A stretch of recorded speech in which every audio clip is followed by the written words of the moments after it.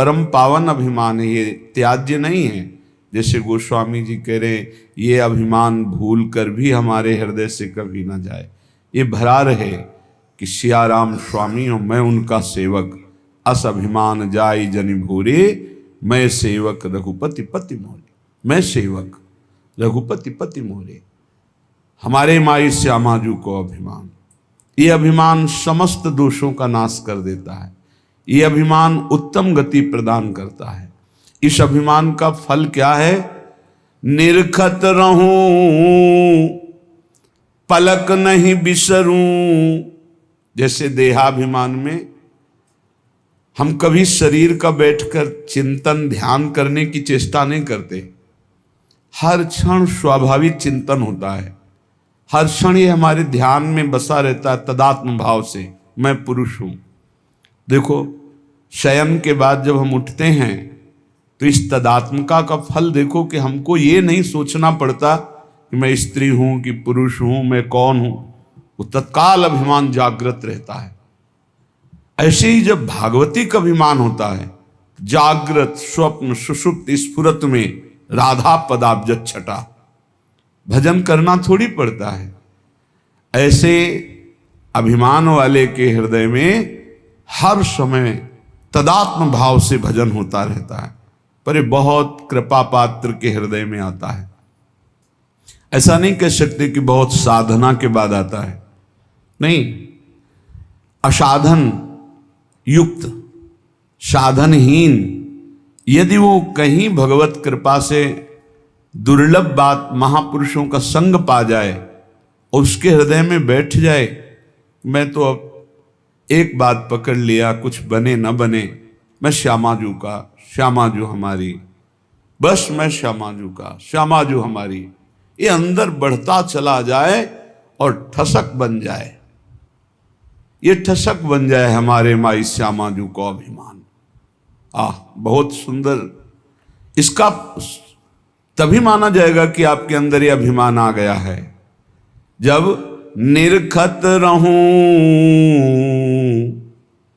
हर समय श्यामाजू लालजू, पलक नहीं बिसरूं, पलक झपकने के समय को भी इनका विस्मरण न हो, जैसे देह का।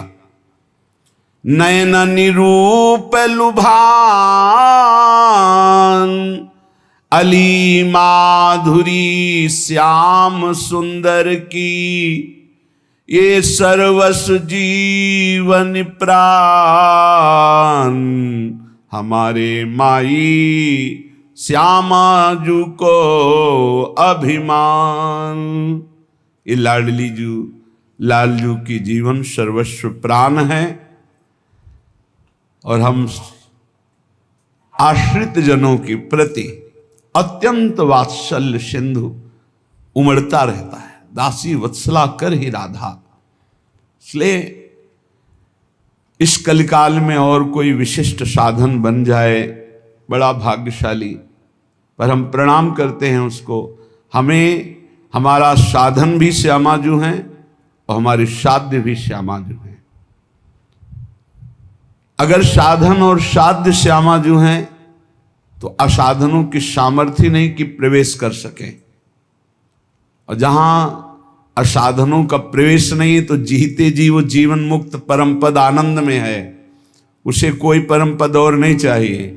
जो हर समय प्रिया प्रीतम को निरखता रहता है, हर समय उनके सुमिरन में रहता है, उनकी ठसक में रहता है, इससे बड़ा परम पद और क्या हो सकता है।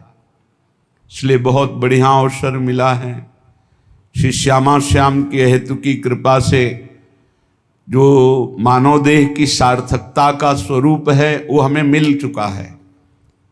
श्रीधाम वृंदावन का आश्रय, रसिकों का संग, परोपकार की भावना, निरंतर नाम जप, ये सबसे ऊंची स्थिति में पहुंचा देगा।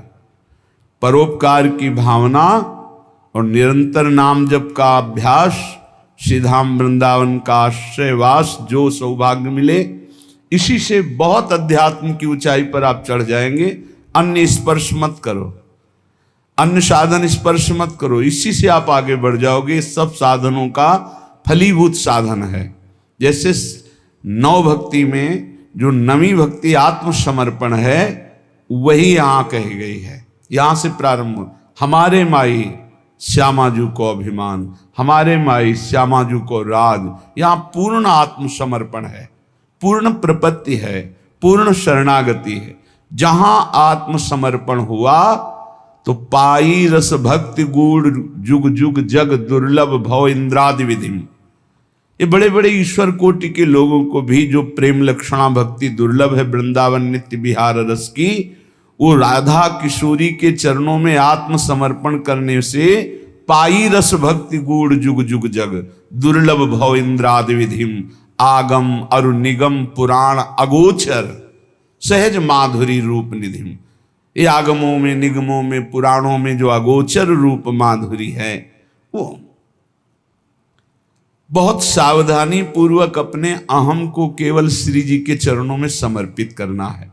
श्रीपाद प्रबोधानंद जी महाराज कह रहे हैं, वृंदावनस्य महिमा न ही मादृश गोचरः बबंद स्वगुणैर दिव्यैर यत् श्रीमत्पुरुषोत्तमम्।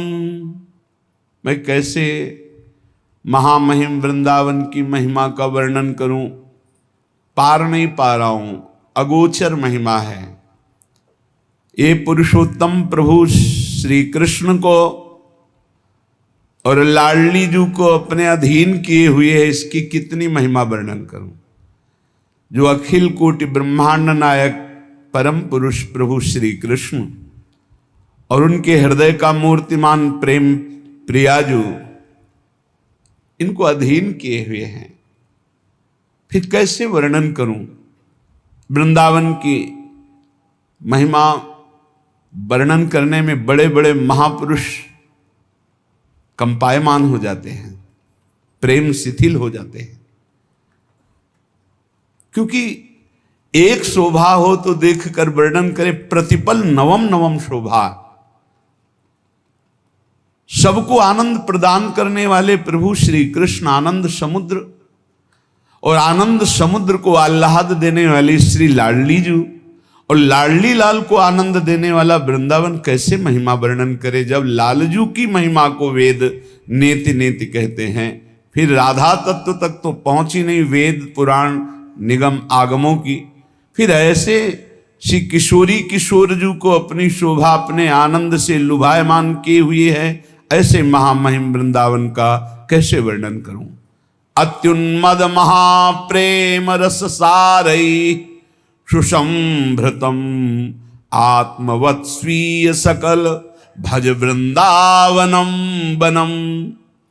यहां वास मात्र से अत्यंत उन्मादकारी प्रेम प्रकाशित हो जाता है। वास मात्र से अत्यंत उन्मादकारी प्रेम प्रकाशित हो जाता है।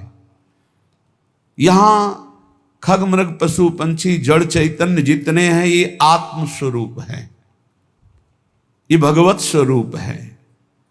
यहां व्यवहार की सत्ता नहीं है, यहां परमार्थ की सत्ता नहीं है, ये प्रेम की सत्ता है।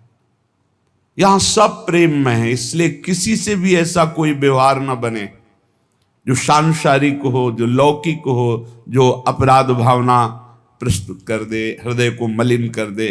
ये देखो क्या कर रहा है, ये क्या कर रहा है, ये सब प्रेम में है।